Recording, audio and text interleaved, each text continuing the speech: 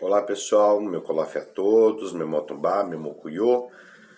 Sejam bem-vindos aqui ao meu canal do YouTube, Candomblé Sem Fronteiras. Hoje eu gostaria de abordar um tema sobre navalha. A gente vê muitas situações que estão sendo deturpadas e a gente tem que saber diferenciar se é a pessoa ou se é a divindade. Um exemplo, eu respeito minha navalha, que é o Doté Cidinho de Olissácio. Foi o único que colocou a mão no meu ori, né?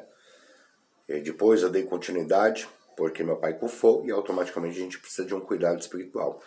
Por mais que possamos, que tenhamos compreendimento, fundamentação, um monte de situações para poder beneficiar as outras pessoas, ninguém anda sozinho, tá? Ninguém anda sozinho. Ninguém é tão grande que não precise de uma outra pessoa, isso é importante ressaltar. A gente vê as pessoas colocando uma coroa, sendo pessoas intocáveis, pessoas que não precisam de ninguém. São as pessoas que mais precisam dos outros, tá? Então, ter humildade é de tamanha importância, né? Saber que você também tem suas limitações para você fazer algo. Isso é algo bem natural. Não é vergonhoso você ter uma certa limitação. Você tem um percurso e a partir dali você não pode, por mais que você estude, por mais que você faça as coisas, você tem algumas limitações também. Então eu vejo muitas pessoas se iniciando dentro do candomblé e mudando de casa constantemente, mudando de casa como se mudasse de roupa. E aí vai minha dúvida, o orixá, ele adentra a sua vida, tá? Ele te direciona para um caminho, ou te direciona para uma casa de axé, onde ele entende que a partir daquele momento ele vai ter um vínculo com você, né? Vai ter uma ligação com você, e através do sacerdote ele cumpre essa sacramentação, que é o processo iniciatório, tá? E aí a gente está vendo algumas situações que, ao meu ponto de ver, está totalmente errado, porque você vai contra o seu orixá. E depois eu vou colocar até uma colocação que aconteceu dentro da minha casa para vocês entenderem. Então, assim, o sacerdote que ele inicia, que ele dá a vida, né, que introduz você no caminho do candomblé, do culto tradicional de matriz africana, o mesmo sacerdote que raspou seu currão, que retirou seu cabelo, que abriu suas curas, que fez toda a sacramentação, quem permitiu isso foi o próprio orixá, o próprio Vodun ou o próprio Inquice. Então acredito que essa divindade escolheu esse sacerdote para poder, vamos dizer assim, fazer o processo iniciatório, porque essa divindade entendeu que esse sacerdote ele pode suprir um monte de situações para você, em termos religioso, em termos pessoal, né? Então ele pode ensinar você a ser uma pessoa melhor, te pontuando, não apontando, mas te pontuando onde você erra, onde você pode acertar, como fazer para acertar, quais são os melhores caminhos a ser trilhado para que você tenha os seus benefícios alcançados. Então é tudo um preparo, é ele que vai te ensinar diariamente as rezas, o que está certo, o que está errado. Então existe um processo muito grande. E o orixá, essa divindade, ela já identificou essa situação. Por isso que ele fez, de repente, conscientemente de você gostar de um sacerdote, de você ter uma afinidade naquela casa, ter uma afinidade naquele santo, justamente por essa ligação. Então o orixá entende que esse sacerdote vai ser de tamanha importância na sua vida para o seu crescimento, tanto espiritual, tanto material. Então eu entendo que a divindade escolhe qual casa que ela vai fazer parte. Por isso que eu sempre chamo a atenção para as pessoas não confundir a vontade da divindade com a sua particularidade.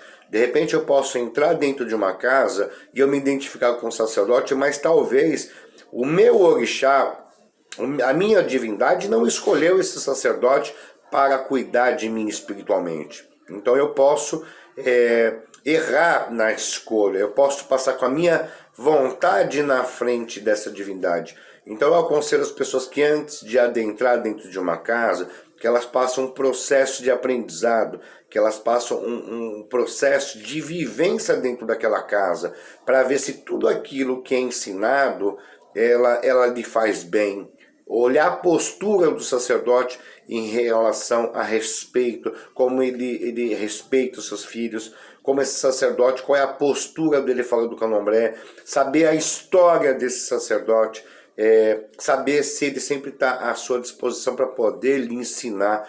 Então existe um processo de preparação, vamos dizer assim. Hoje as pessoas não fazem isso. Ah, meu santo escolheu essa casa. Aí eu pergunto, deu no jogo? Ela afiou no jogo que o orixá escolheu aquela casa?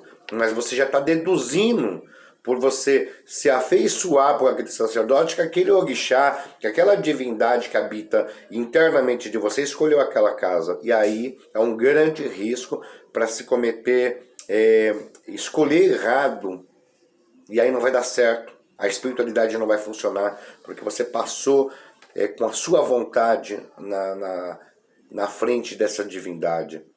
Entende? Então eu vejo muitas pessoas definindo. Ah, eu vim aqui, eu gostei da casa. Ah, o meu orixá que escolheu. Ah, eu tô aqui nessa casa aqui. Ah, o Vodum, meu Vodum que me trouxe até aqui. Não.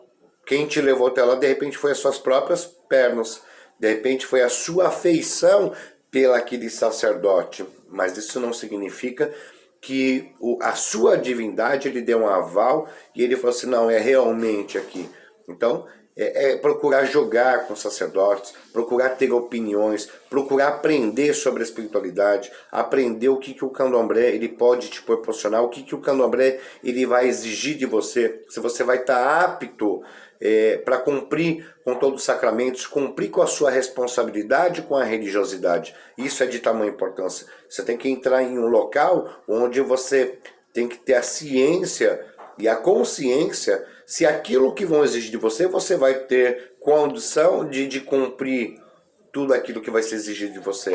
Muitas pessoas entram dentro do candomblé e aí vê muitas responsabilidades, função, horas de dedicação, noites em claro, limpando o bicho, rezando. E aí a pessoa fala, nossa, mas é puxado.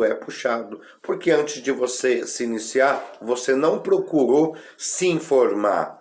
Porque você não procurou aprender. Nossa, mas no candomblé a gente passa dias e dias rezando de madrugada, tomando banho de água fria, limpando o bicho. Nossa, exige demais. E eu acredito que eu não estou apto para ter essa vivência. Então isso é ter uma inteligência. Isso é lhe dar o direito para que você não quebre a cara futuramente. Então eu chamo atenção dentro da minha casa. E não colocou os dois pés dentro da minha casa, pronto, já está fazendo parte da minha casa. Não, eu ensino isso. Legal, você gostou de mim, você sentiu uma confiança, você vê meu trabalho, bacana. É legal você ser reconhecido dentro da religião. Né? É muito bacana, é muito gratificante. Às vezes eu acordo de manhã e a pessoa fala assim, putz, eu me espero em você, nossa, é um cara inteligente, eu gosto do que você fala, eu gosto da sua maneira transparente, mas dentro da minha casa eu ensino, tenha um pouco mais de paciência antes de adentrar dentro de uma casa. Ah, pai, vamos fazer o santo? Não, eu vou jogar, vou ver se o seu santo, ele me aceita como seu sacerdote. Essa é a parte fundamental. Eu não passo com a minha vontade na frente da divindade. E se ele diz, não, eu falo para a pessoa, para o consulente, ó, o seu jogo, dentro do seu jogo, o seu orixá não me deu a láfia, ou seja, eu acredito que eu não seja a melhor pessoa que venha te dar sustentabilidade, que venha te dar ensino. Porra, meu pai, mas o senhor conhece bastante sobre candomblé? Legal, conheço sobre candomblé bastante mesmo. Me dediquei minha vida inteira. São 36 anos de dedicação.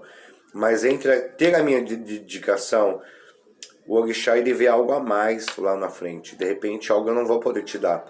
Então tem que ter meu pé no chão e ter a minha simplicidade, a minha humildade, a minha hombridade de dizer, ó, o seu santo não me alafiou no jogo. De repente você pode fazer um ebó, posso fazer um ebó para você, para melhorar algumas situações da sua vida, mas entre fazer um ebó e iniciar, são coisas tão distintas e tem um espaço muito grande sobre isso. Eu tenho essa transparência e eu tenho isso como a minha verdade, esse é meu caráter, essa é o meu aprendizado religioso. A minha conduta religiosa, ela exige que eu seja verdadeiro, que eu seja transparente com as pessoas.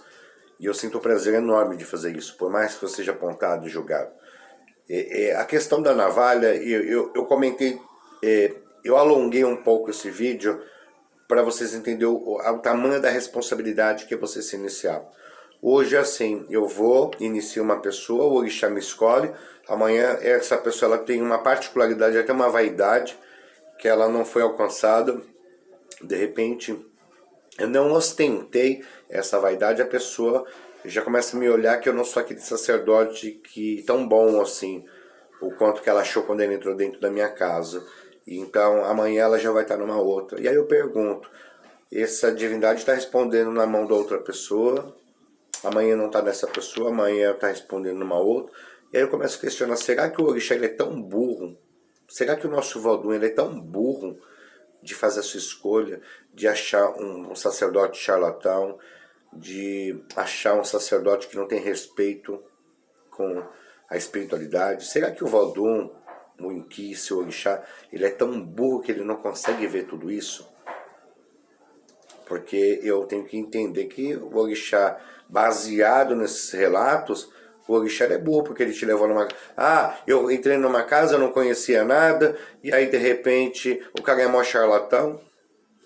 Por que você não aprendeu?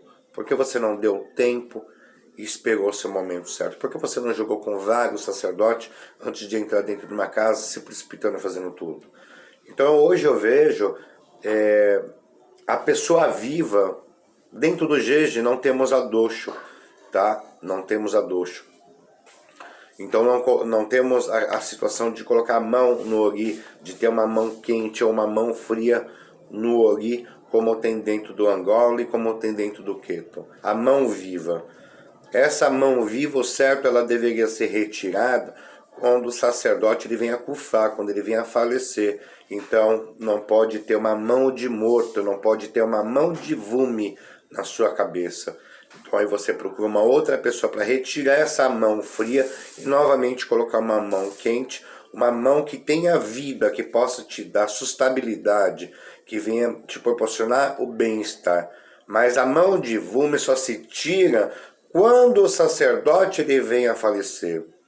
Hoje eu não vejo mais isso.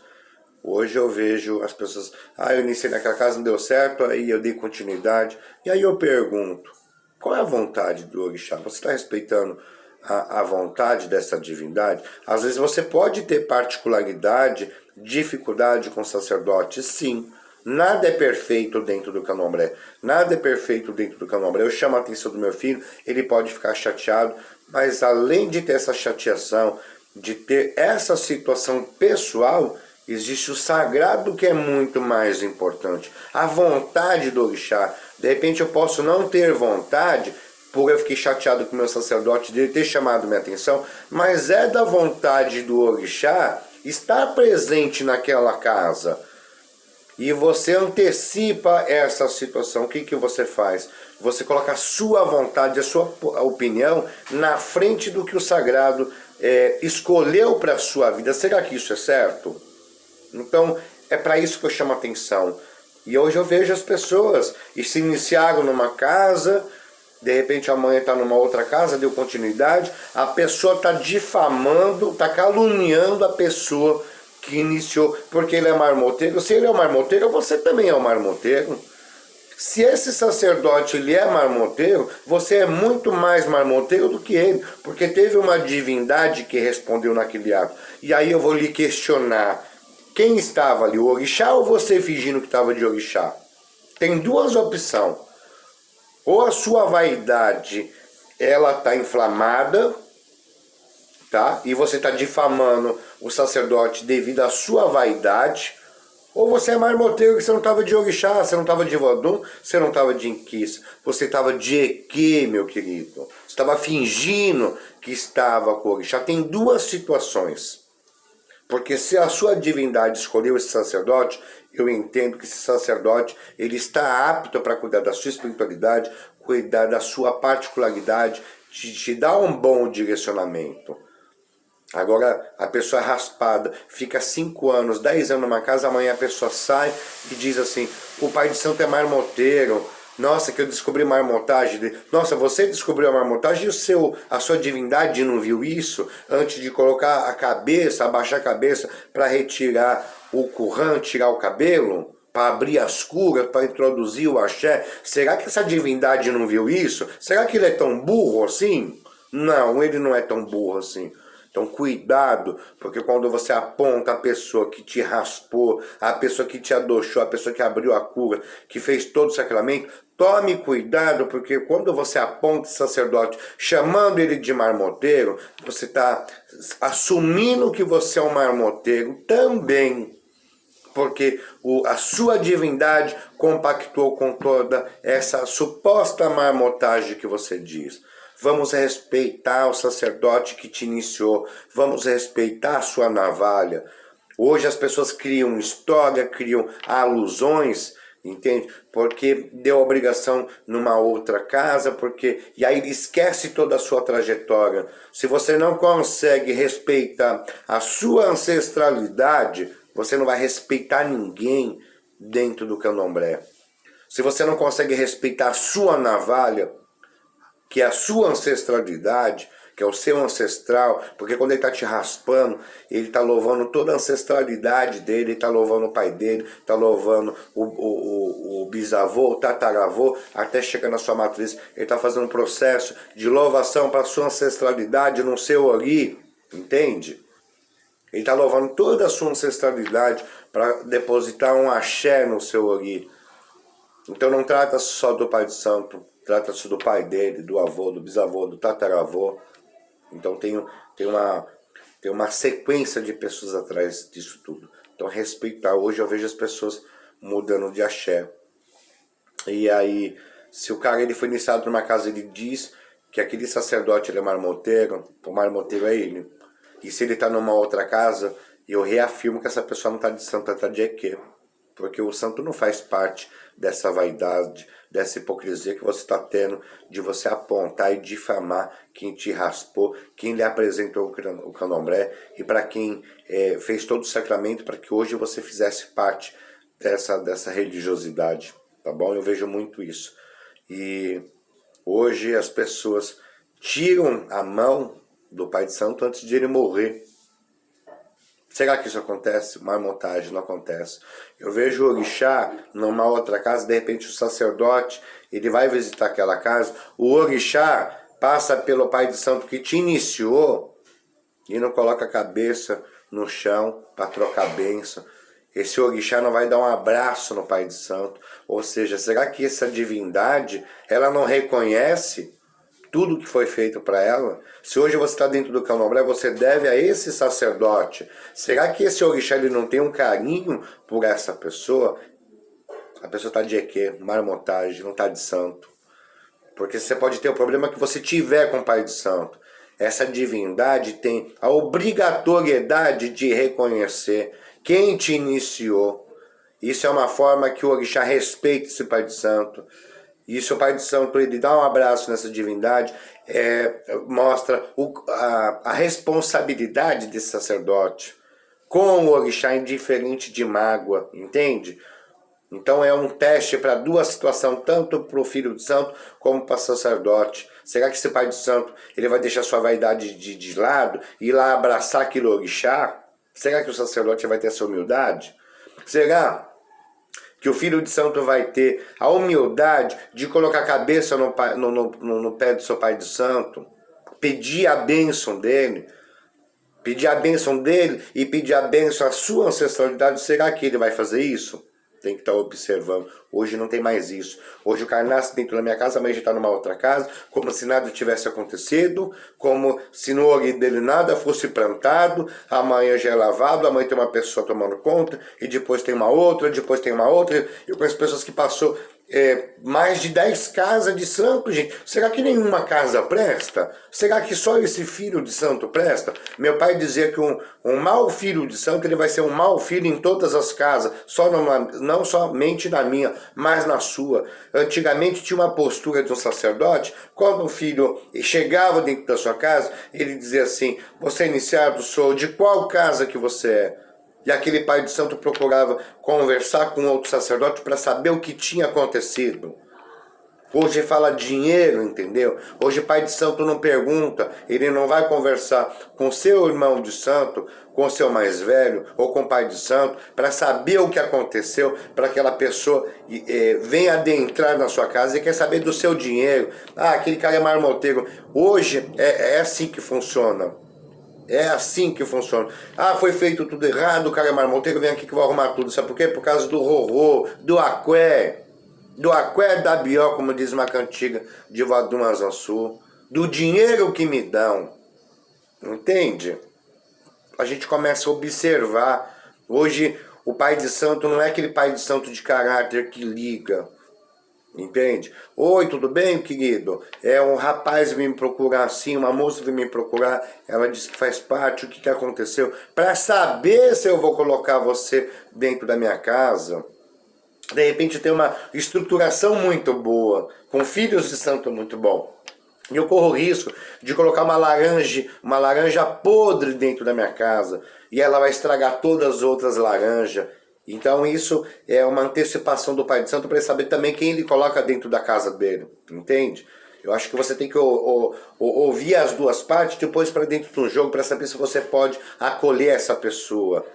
Porque essa pessoa ela pode destruir toda a sua história dentro do candomblé, toda a sua liturgia, toda a sua religiosidade. Então é importante para o pai de santo não ver o filho de santo só como cifrão, não. Pode entrar, não deu certo naquela casa, vem para cá que vai dar certo. Se não deu certo na outra casa, não vai dar certo na sua também. Se é displicência de um vodunce, se é displicência de um iaô, não é você que vai arrumar, porque não existe ebó para arrumar caráter. A pessoa nasce com caráter, entende? Ela forma o seu caráter. Não existe ebó onde você vem arrumar o caráter de uma pessoa. Não existe ebó onde você faça o filho deixar de ser mentiroso. Não existe ebó que faça deixar que esse filho seja um desgraçado para poder difamar sacerdotes. Não existe ebó para isso. Nem eu e nem ninguém tem um ebó para isso. Se eu tivesse ebó, eu arrumaria o caráter de muitas pessoas, mas não tenho. Então hoje eu estou vendo muitas pessoas raspando aqui, dando obrigação de 1 ano ali, dando obrigação de 3 ali, de 7 ali, de 14, de 21 e assim por diante. Essa pessoa não tem orixá, a pessoa está de marmotagem, a pessoa está fingindo que tem a divindade. Aí eu vou questionar aquele sacerdote, será que você não está vendo que a pessoa está de EQ? Será que você, sacerdote, que vê essa pessoa passando por um monte de casa, que essa pessoa não tem santo no ori dele, porque ele não tem bondade internamente? Meu pai de santo, ele dizia assim: Ronvá, tome cuidado com o que você pensa, toma cuidado com o que você sinta para as pessoas, porque você sentir maldade para as pessoas, ódio, mágoa, ali é a morada do seu vodum, meu velho. Se você tiver sentimento ruim, o seu santo não habita dentro de você, porque só tem espaço para uma situação, para a bondade. Você tem que escolher o que habita dentro de você, maldade ou bondade. Eu optei em ter bondade dentro de mim, porque meu vodum é de tamanha importância para o meu caminhar no meu dia a dia. E se eu tiver maldade, inveja, ingratidão, não tiver respeito com o próximo, dentro de mim não vai habitar um vodum vivo.